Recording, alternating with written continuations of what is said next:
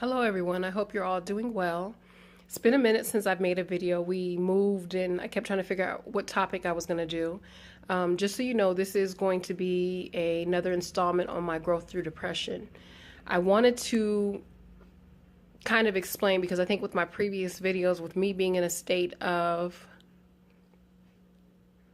epiphanies, that my energy may lead some to believe that depression is not difficult. I've had peaks and valleys throughout my life, but I can tell you that to this day, depression is still the hardest, most difficult, most painful thing that I've ever gone through. There's a tribe in Africa, and I think it's the Dogon or the Dogra, I can't even remember the name of the tribe, that basically says that depression is basically just other energies trying to send you a message. I see that. I see the possibilities of that. I'm going to tell you that depression is, at least for me, was a very living, intelligent energy. I remember there was a time in the midst of my depression where I kind of made up my mind that, everybody tells you it's how you see things, it's how you view things. And I'd made up my mind that I was going to be happy.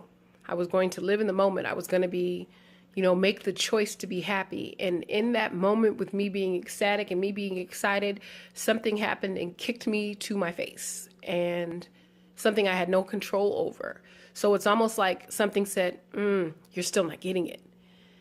And there's a lot of things that you may have to or be forced to let go of. Depression is a balancing. So it may clear out old mindsets, old unnecessary mindsets, old people, unnecessary people, things. I mean, it's going to do a spring cleaning of your entire being. I can tell you that it's been about 2 years, about 80 to 90% of our things are still in another state. And it hurt for a long time, and then I reached the conclusion that things make life easier, but they do not make life. We tend to use things to define who we are. We tend to say, okay, if I have this car, I've made this status, or I've done this, not realizing that who you are is basically, it's your actions. It's how you present yourself. It's who you decide how you decide you're going to live your life. If you have a brand new $100,000 car in your driveway and you treat people like shit, aren't you speaking volumes of who you are? Aren't you really stating in your actions exactly who you are? And I think that we've gotten so egotistical and arrogant into thinking that all of those things mean something. When you leave here, none of those things go with you. Who you were here is important, but when you leave here, none of that stuff matters. And so depression cleared my life of all of those. And I was never really an arrogant person, but I still put weight on those things. And I think I really kind of came to the conclusion where we had this move, and there are a lot of things that we just had to get rid of. And it's funny because as I was kind of to the point where like, okay, got rid of that, we'll find another way to exist. By the time we move, things automatically begin to upgrade. It's almost like life saying, you're getting it. So I also want to say you need to start looking at people. Say this a lot. If you're an alcoholic and you decide I no longer want to be an alcoholic, but you hang out with a bunch of alcoholics, you're probably going to end up an alcoholic again. And to me, depression is the same. If you hang out with a bunch of people that are nasty, that have bad attitudes, that complain, that they're not solution oriented, it's generally going to bring down your energy. So you might have to do, even if it's a temporary cleaning, you might have to do a cleansing. And you might have to really get over the guilt of it. You might have to mentally work through the guilt, because I have people now that are dying to contact me and don't realize, not only did I tell you what it was that I needed because I realized you weren't paying attention, I just had to completely step away because you weren't paying attention.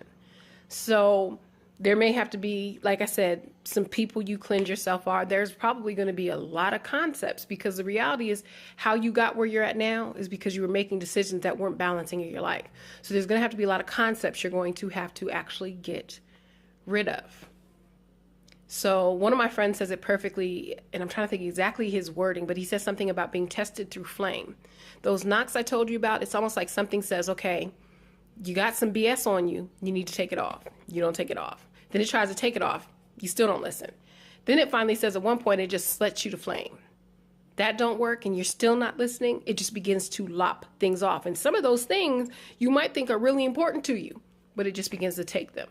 So just know that depression, to me, not only is it, like I said, and it's an alive, intelligent force, it's there to remove the BS from your life. It is not going to be easy. It is going to hurt a lot. It is going to be painful. But if you make it through this process, it's going to be so worth it. So don't think for one second that it's there to do you in. It's not there to do you in. It's there to make you better. Anyway, I hope you guys find 1,000 reasons to smile. If you have any questions or concerns, because like I said, I know this is not easy. I know some of these things that I've been through, I'm so far from that energy and that emotion, they may not even come to mind. So if you ask questions, I may be able to help, because it's funny. Somebody recently told me that based on how our system is designed, which is really puts most of us out of balance, we don't even realize we're depressed. And like I said, the first step is acknowledging that you're depressed. The next step is figuring out that you really want to do something about it. You don't like where you're at. I can tell you, I know, oh my goodness, more than 10 to 15 people that tell me how depressed they are, but make absolutely no effort to remove themselves from that. Now, the people that I'm closest to, I know some people that have been in depression and have completely revamped their life. So again, find 1,000 reasons to smile. Thanks for watching.